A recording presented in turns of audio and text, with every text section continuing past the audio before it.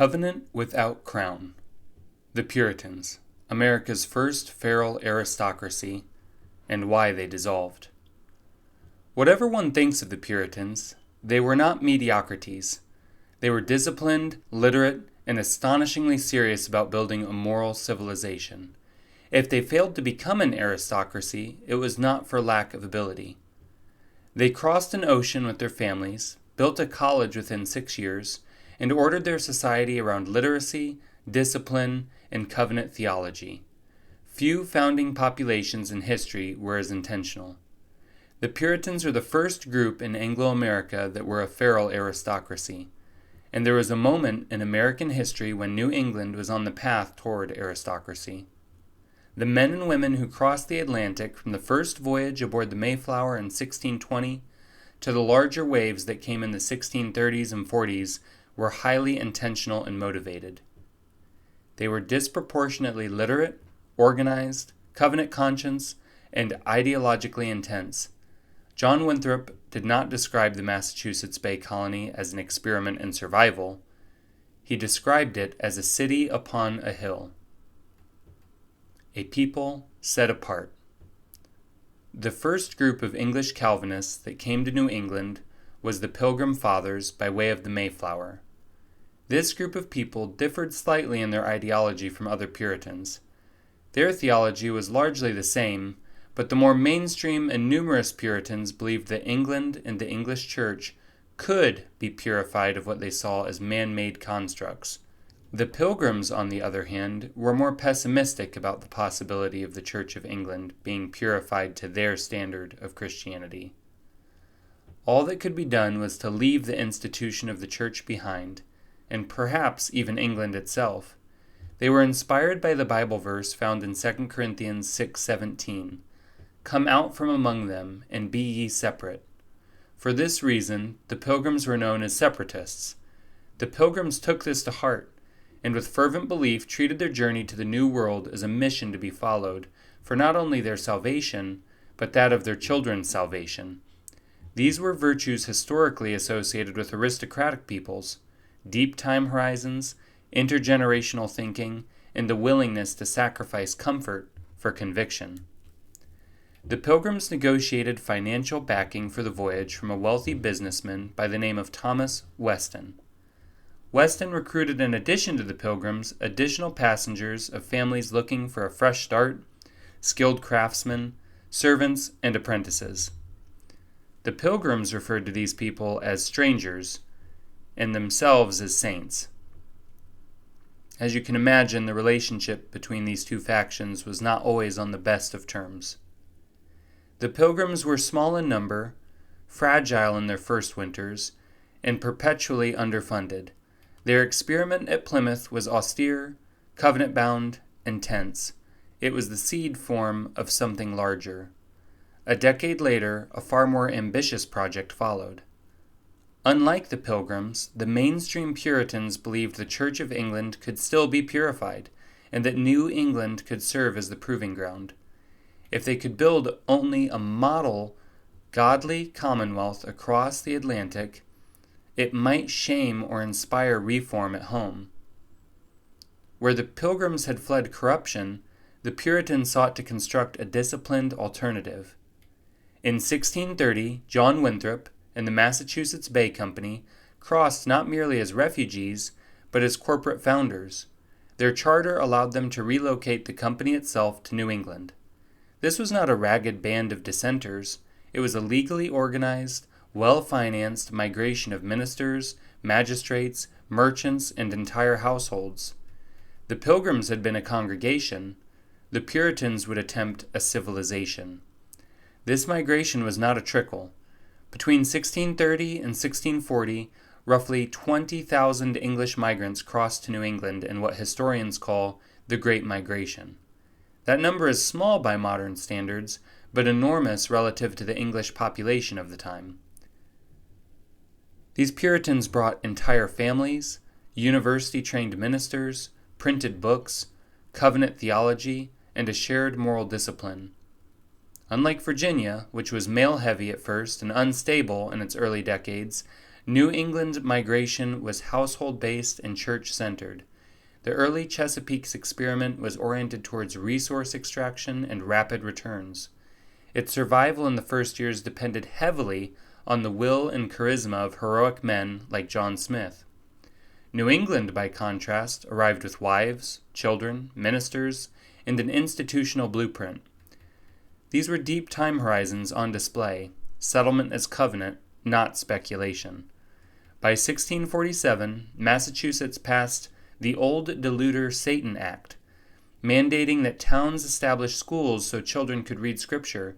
Literacy was not optional, it was defensive against spiritual decay. And before that, within 6 years of the founding of Boston, they established Harvard College. 6 years. The colony was barely stable, land was still being cleared, winter mortality was real, supplies were precarious, yet they diverted scarce resources to found a college. Not a trade school, not an agricultural academy, a college modeled on Cambridge. A people who build a college before they secure prosperity are not thinking in seasons, they are thinking in centuries. This was not economic planning, it was civilizational planning. Harvard was founded to ensure that ministers would be trained locally, according to Puritan theology, rather than imported from England or formed under rival religious influences. The Puritans were not content merely to clear fields and survive on thin, rocky soil, though they did do that with stubborn discipline. They intended to reproduce a ruling class, literate, doctrinally aligned, and formed in their own moral vocabulary. Education was not simply about literacy. The Puritans understood something deeper. A people who surrender education surrender succession. If you educate your children, you shape the future clergy. If you shape the clergy, you shape the moral language of the colony. And whoever shapes the moral language shapes legitimacy. This is an aristocratic instinct, not of blood or titles, but of formation. They understood, perhaps instinctively, that if their children were formed elsewhere, the covenant would thin within a generation. That is long-term thinking at an almost uncomfortable scale. They recorded births and deaths meticulously. They held days of fasting and thanksgiving for crop yields and droughts. They pleased Sabbath observance. They fined moral disorder and executed heretics. This was not libertarian frontier Christianity. It was communal, covenant discipline, not individualism free of constraints, but peoplehood based on shared beliefs and discipline. John Winthrop, the first governor of the Massachusetts Bay Colony, wrote these words aboard the Arbella in 1630 as his fleet crossed the Atlantic. "We must delight in each other, make others' conditions our own, rejoice together, mourn together, labor and suffer together." This was not rhetoric for a crowd. It was instruction for survival. The sermon is now known as a model of Christian charity. It was delivered not after success, but before settlement, before they knew whether the experiment would even survive its first winter. For several generations, the same families, Winthrop, Dudley, Cotton, Mather, intermarried and dominated pulpits, courts, and colleges. Leadership was not accidental, it was formed and transmitted. The colonization process itself reinforced cohesion. Imagine boarding a wooden ship in 1630s England for a one-way crossing of the Atlantic. Weeks of confinement, sickness, and risk, and no return passage. Those who chose to go were not random cross-sections of English society. They were disproportionately literate, religiously intense, and willing to sever extended kin networks permanently for conviction. Migration itself was selection. Frontier settlements added another layer. Cold winters, food insecurity, isolation, sometimes hostile tribes, communal interdependence are not neutral environments. They favor steadiness over volatility, foresight over impulsiveness, cooperation over chronic conflict. In small settlements where failure could threaten the whole community, persistent mental or behavioral instability carried real costs to individuals and the community as a whole. When environmental pressures combine with strict social enforcement, literacy requirements, church discipline, public moral examination, certain dispositions become more common. Families capable of planning ahead, sustaining discipline, and investing in education are more likely to endure and reproduce under those conditions. Add to this high endogamy and strong assortive mating, educated marrying educated, disciplined marrying disciplined, and traits do not diffuse randomly across the population, they reinforce. Over generations, this produced a population that was different than what they had left in England. By the late 17th century, New England ministers were already reflecting on what their migration had meant. In a sermon preached before the Massachusetts General Court in 1669, William Stoughton declared, "God sifted a whole nation that he might send choice grain over into this wilderness." In agricultural terms, sifting separates what is light from what has weight. Grain that survives the winnowing is not accidental, it has density. Stoughton and other early Puritans clearly believed that the migration itself had functioned as a kind of refinement, that England had been shaken, and what crossed the Atlantic was not a random sample, but a concentrated remnant. The Puritans themselves understood their settlement as filtration. By the 19th century, descendants of this New England stock were disproportionately represented in clergy, universities, law, reform movements, and early American political leadership. That pattern is not accidental. It is consistent with a population formed in a crucible and stabilized through isolation and intermarriage. They were a feral aristocracy, self-generated, not legally entrenched. Aristocracy without titles. The Puritans believed they had been sifted and purified, married within their own religious network, and built institutions to keep it that way. If you remove titles and coats of arms from the equation, the early Puritans were aristocracy coded in many important ways. They had endogamy, which is small interlocking marriage networks. They had institutional control of churches, courts, colleges. They had a moral legitimacy narrative, their covenant theology that framed their authority as sacred duty. And they had a self-conscious identity of being a distinct people. Over generations, these traits hardened into something recognizable. By the 18th and especially the 19th centuries, this consolidation appeared in what later observers called the Boston Brahmins. Families such as Adams, Lowell, Cabot, Winthrop, Quincy, and Lodge did not merely succeed individually, they intermarried. They shared schools, they rotated through boards, pulpits, and offices. They dominated Harvard, they controlled shipping, banking, publishing, law, and politics. One of their own, Oliver Wendell Holmes Sr., captured the class's confidence in 1858 when he quipped, "Boston State House is the hub of the solar system." The remark was playful, but it reflected a real sense of centrality. Holmes was not an outsider. He was a Harvard-educated physician and an essayist moving comfortably within the Brahmin elite. His lineage made the pattern even clearer. His son, Oliver Wendell Holmes Jr., would go on to serve for decades on the United States Supreme Court, becoming one of the most influential jurists in American history. The father embedded in the intellectual aristocracy of Boston. The son ascended to national legal authority. The internal contradiction, egalitarianism, and perfectionism. The Puritans possessed nearly every structural ingredient necessary for aristocracy. What they lacked was permission. Two tendencies embedded in their worldview quietly worked against long-term consolidation: egalitarianism and perfectionism. Egalitarianism against entrenchment. Puritanism was Calvinist, but its ecclesiology was congregational. They rejected bishops, they rejected imposed hierarchy, they insisted that each congregation choose its own pastor. Authority was not inherited or imposed from above. It was called, examined, and if necessary, dismissed. A pastor who displeased his congregation could find himself without one. This had consequences beyond church governance. It normalized a culture in which authority flowed upward from the consent of the disciplined, legitimacy was conditional, and institutions could fragment quickly. Within 2 centuries, New England became one of the most religiously innovative regions in the Western world. Western New York, settled heavily by New England migrants, became known as the Bird-Over District, because revival followed revival in such rapid succession that the region was said to have no spiritual fuel left to ignite.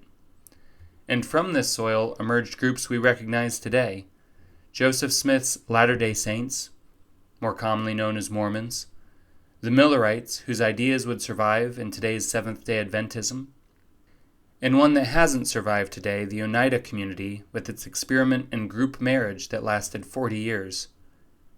It was also a hotbed of social reform, abolitionism, temperance, and early feminism.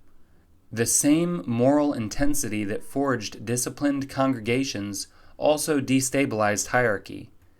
An aristocracy requires institutional continuity. Puritan Congregationalism normalized institutional reinvention. The inheritance structure mirrored this tendency. Rather than strict primogeniture, New England often practiced more egalitarian inheritance.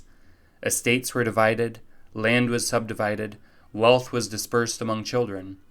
This encouraged mobility and competition. It discouraged dynastic consolidation. Aristocracies endure by concentrating. Puritan families often divided. Perfectionism against loyalty. If egalitarianism weakened structure, perfectionism weakened authority. Puritan theology demanded moral seriousness from rulers. Visible vices could disqualify a leader. Legitimacy was conditional upon righteousness. This sounds admirable. It is fatal to stable hierarchy. European aristocracies tolerated imperfection within the elite. Blood and land came first.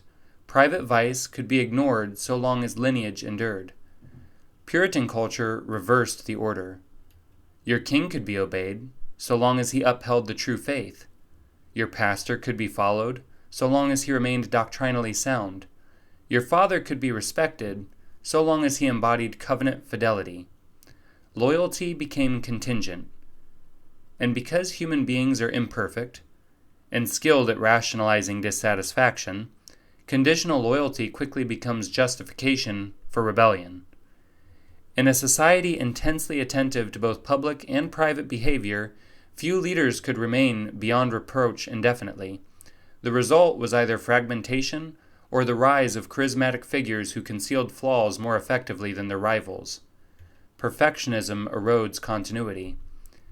It does so not only at the level of rulers and pastors, but across generations.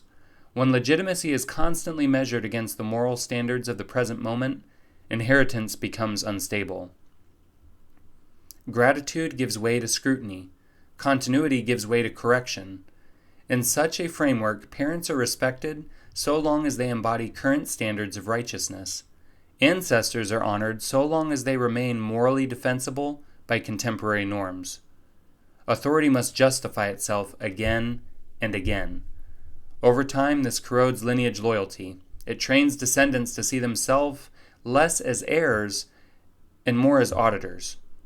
An aristocracy depends on intergenerational deference, not blind obedience, but a presumption that inheritance carries weight even when ancestors were imperfect. Puritan moral culture made that presumption fragile. The collapse of the sacred frame. The final acceleration came when covenant identity thinned. As Puritan theology softened into Unitarianism, and then into broader Protestant moralism and eventually secular progressivism, the sacred justification for cohesion weakened. Once the shared religious frame dissolved, so did the restraint that held back egalitarianism and perfectionism. At the same time, fertility collapsed. Old stock New England birth rates fell sharply in the late 19th century. Marriage was delayed, families shrank, educational and professional competition intensified. Whether religious thinning preceded demographic collapse or followed it, it is difficult to disentangle. But together they proved decisive. An aristocracy cannot survive without concentrated inheritance, without boundary maintenance, without loyalty independent of constant moral recertification, and especially without reproduction. The Puritans had built extraordinary institutions. They had not secured perpetual lineage. They perfected conscience. They undermined consolidation. What actually failed? It was not the absence of titles.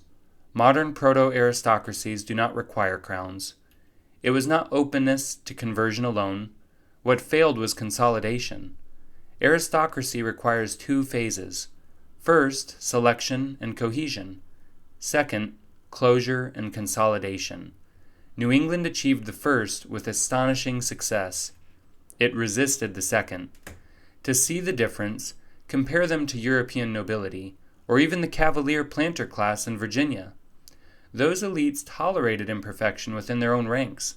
They enforced primogeniture. They protected land. They married strategically. They preserved estates even when individual members were flawed. Blood and property were defended first. Reform, if it came slowly. The Puritans inverted that order. They selected intensely. They educated rigorously. They married within disciplined networks, but they refused to close. Egalitarian inheritance dispersed their estates. Moral perfectionism destabilized their loyalties. Congregational voluntarism normalized fragmentation. Universalism softened boundaries. And in that refusal lay both their moral seriousness and their demographic fragility. The Puritans believed they were a covenant people, and for a time, they acted as though they were. But their covenant was reforming, not preserving. It aimed to purify their society and those around them rather than secure their own unique place within it. They constructed institutions powerful enough to shape a nation. In time, those institutions universalized, and in universalizing, they absorbed the very identity that had created them.